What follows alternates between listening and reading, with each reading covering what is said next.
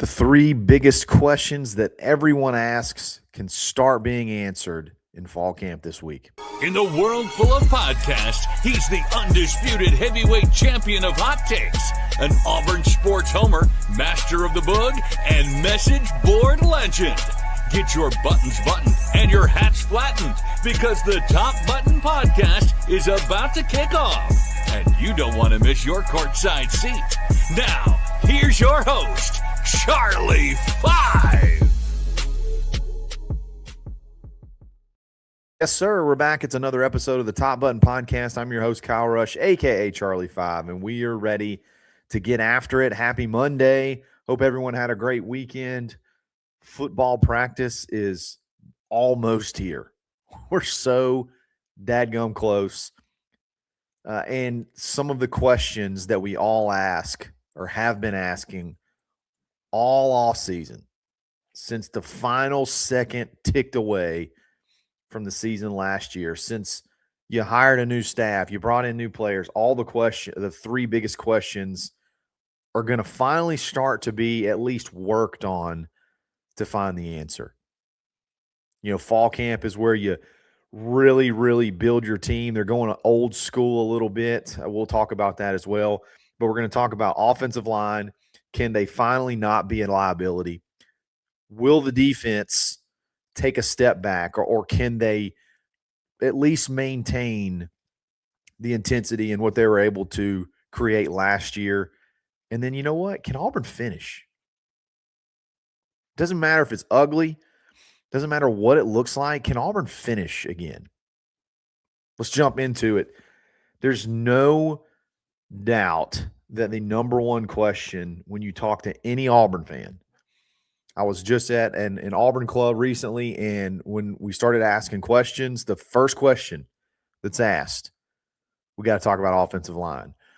Any video, any podcast you do where there's any talk about offense, running game, quarterback, wide receivers, you're going to see a litany of comments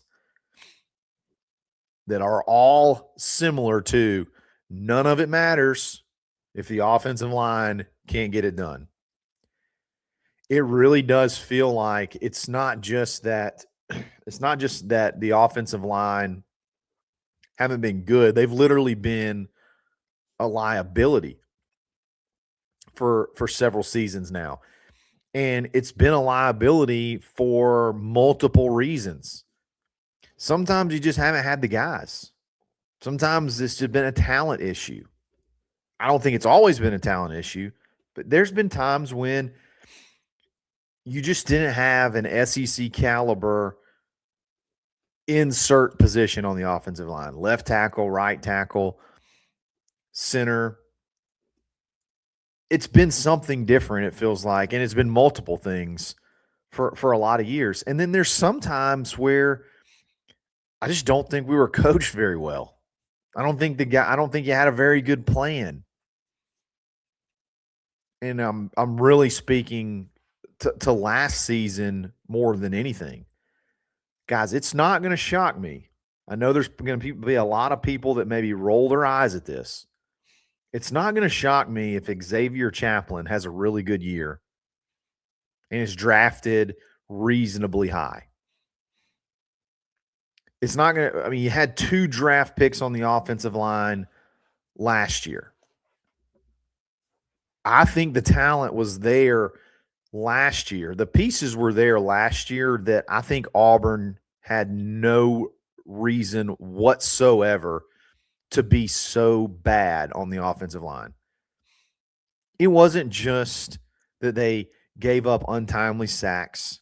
It wasn't just that there were times where it felt like when you had to get those extra yards, you couldn't get it done. It was just the ins and outs and basic stuff about being an offensive line and communicating. Just basic execution stuff. The pre-snap penalties. The not seeming to have an answer for noise. That's coaching. So when people really ask me, when they ask me about the offensive line, hey, what do you think about the offensive line from a talent perspective? I said, I'm going to be honest. I think from a top-end talent perspective, this offensive line may be a little bit less talented than last year. But that doesn't mean that they can't be good. They can't be serviceable. I think what we're going to, or at least what I hope we discover this year, is that coaching matters. Scheme matters. You can hide some deficiencies if you're worth your salt, as a coach at this level. Obviously, you like what you got at center. You got some really good competition at both guard spots. I think you have some good tackle options. Most good coaches can make stuff like that work. Most coaches that are successful are able to take their personnel and then mold a game plan around them. Most coaches are malleable. Most coaches that are successful are malleable. And I really think that's what we're going to find out this year. That you can take, I want to have, all first rounders on the offensive line. I don't think it's realistic anymore, really, for anyone. But I think what we're going to find out is that you can take guys that are just willing to be disciplined and willing to work hard and have a little bit of talent, and you can achieve pretty good things. You can be effective. You cannot be a liability. Auburn's – man, when Auburn was winning at its best, you just had those mean, menacing offensive lines. And yeah, you had some draft picks, but it wasn't like they were just chock full of draft picks. Just really good coaching, really good execution, and have a little bit of a mean streak to them. And hopefully that can be – I kind of see that in Alex Golesh, and hopefully some of that can be sort of placed onto the offensive line to kind of emulate his personality. So I don't know. I don't know exactly the answer, but you get to start trying to answer the question on Wednesday, first practice. Auburn fans, I know, man, we're gun shy when it comes to offensive line. We're nervous. But I got a sneaky feeling that what we're going to find out this season is that it ain't – talent is not all of the equation. Talent does not override coaching all the way. You still got to be able to go develop those guys. And I think this staff has what it takes to put at least a serviceable product on the field when we're talking about offensive line. And it does help, obviously, that you got a quarterback back there like Byron Brown. It does help that you got a pretty solid stable of running backs. And you got a bunch of guys that know the system. They know how to execute. So you're at least ahead of the game. They always talk about the defense being ahead of the offense early on. Maybe that can level the playing field a little bit.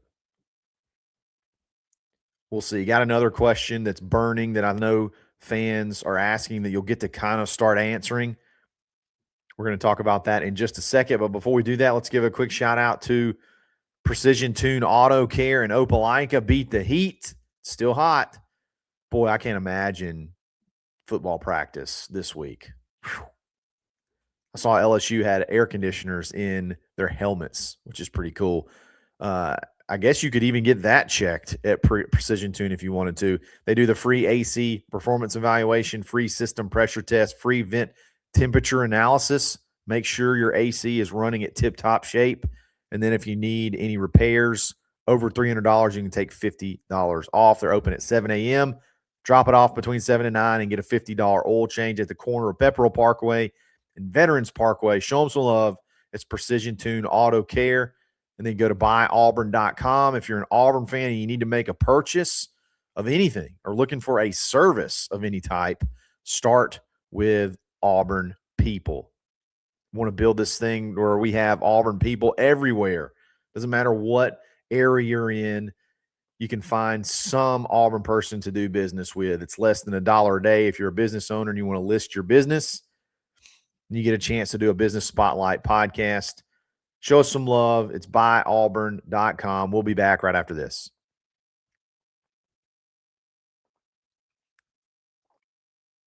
Another burning question that I know fans ask and are concerned about is, hey, is there going to be a defensive drop-off? Because if so, it's going to be really concerning because defense kept us in games last year. You lost a first-rounder on the defensive line. You lost several guys to the portal that you had to replace. Can the defense at least maintain? Maybe not take a step forward, but can they at least maintain? And I think that's a fascinating question because of all of those reasons. Yeah, you did have a lot to replace. And yes, when you go look statistically, I know some people might roll their eyes when you talk about the defense being good, but when you look at it statistically, the stats don't necessarily jump out at you, but I think anybody that watched Auburn football last year, I don't think any of them ever felt like, dadgummit, the defense blew that one for us. You look at that stretch of games, those 4 losses, Oklahoma, Texas A&M, Georgia, Missouri, I just felt like the defense was phenomenal in those 4 games, and you just couldn't get it done. Doing very similar to the offensive line question or scenario, from an overall talent perspective, proven talent. Let's go with that, proven talent. Yeah, there's some question marks out there. There's some question marks on the defensive line. We believe Cody Sigler, from all reports, is going to be phenomenal. Hadn't seen it. Can he be as effective as Malik Blockton? That's your trade right there. There are guys on the offensive side that talk about him and rave about him. There are guys in the same room with him that talk about him and rave about him. Keldrick Falk, he was sort of a do-it-all guy. Do you have that person on the roster? Don't know. You got guys that you think could be that guy. You got Deshaun Womack, who has all the tools in the toolbox and hasn't really had that breakout year yet. You got, can you replace Kieron Crawford? No, he wasn't just a sack machine, but he affected quarterbacks, man. He moved guys off their spot. I think he was very, very frustrating to opposing defenses. Do you have that guy? You feel like Jared Smith can be him. You feel like maybe J.J. Falk can provide some help there. There's a bunch of guys that you have that you feel like on paper could be just as good as that defensive line last year. But those are things you start finding out very, very early. I think the defensive line had a great spring. Bringing Dallas Walker back is going to be magical for this defensive line. I think he lost a little bit of weight and could be more of just a couple down guy. I think he could play a much heavier load than in past. There's a good rotation of guys. Your young guys Your Malik Autry, your Jordan Crawford. Good rotation of guys that are unproven. So, yeah, there's a lot of question marks on the defensive line. The pieces are there. You get to start answering that and figuring it out here starting on Wednesday. Linebacker room, there's not much to talk about there. They're elite, period. End of story. And they got depth. It's all about keeping everybody happy, I think, and just executing. I think Xavier Atkins is ready to go maul people. Elijah Melendez is ready to go rack up some medical bills for opposing offenses. And you got Bryce Diaz chomping at the bit to play. And then you got DeMarcus Riddick, who I've said consistently that I feel like has the highest ceiling of any linebacker on the team. Where does he fit in? Does the light come on for him finally? Or do they find carve a little gadget role for him again? I'd kind of like to see that a little bit more. And then you go into the back end. So to back up, linebacker should be better than last year. Defensive line's got some question marks. Linebacker should be better than last year. The safeties and corners, when you look at it statistically, it looks like that the secondary was pretty vulnerable last year. I don't think just a statistical standpoint, they were super duper impressive. But you got a lot of guys coming back, particularly at safety, that didn't have a ton of time to play last year, but they're uber talented. And then I think you really feel like you knocked it out of the park with Andre Jordan. And then you're going to have a battle over there on the other side at corner. Guys like Gavin Jenkins, Rayshon Pleasant, Champ Anthony, Blake Woodby, all really good players. And it feels like you're going to be able to find something pretty competitive, out of that mix. So could you see a defensive drop-off? Maybe. It doesn't have to be detrimental, though, if you can have any type of offensive production on the other side. Could you see a defensive drop-off statistically, too, just based off philosophy? Will they actually be more attacking? Will they actually gamble more and take more risks? Is that a viable game plan? I think you start figuring that out, too, as practice starts. And then the last thing, and I had this conversation yesterday, we're talking about Auburn just being able to finish, man. That stretch of games, Oklahoma, Texas A&M, Georgia, and Missouri, were all what I would call ugly wins for the opposing team. Oklahoma, think about Oklahoma. You had to have a touchdown late. I think they scored with 2 minutes to go or something like that. Had to have a touchdown late.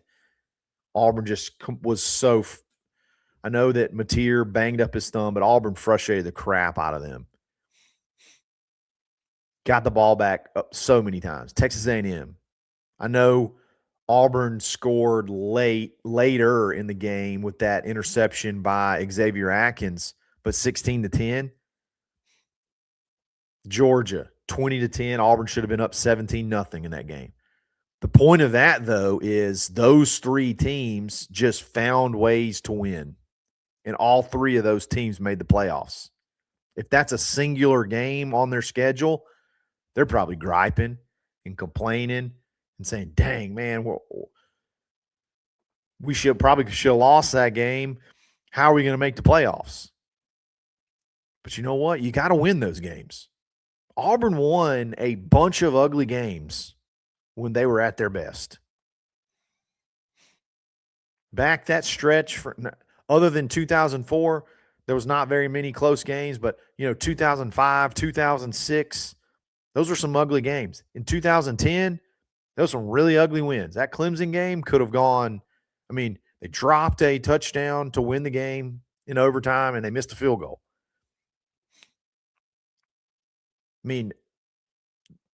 good teams, good Auburn teams, find ways to finish. It's been the opposite of that the last several years. It's not finding ways to finish, it's finding ways to come undone. That's what when you see all of the things that Golesh says, talking about the little things and the standards and the attention to detail, that's how those things equate to struggle wins. I'll take 12 struggle wins. I don't care. I don't need style points. You don't need style points anymore. You just got to figure out a way to get to 9 to 10 wins, and you can be in the playoff hunt by any means necessary. That needs to be the mantra. By any means necessary. It doesn't matter if it's 35 to 28. Doesn't matter if you win 17 to 10. Just win. Can they figure out how to do this? Do that again.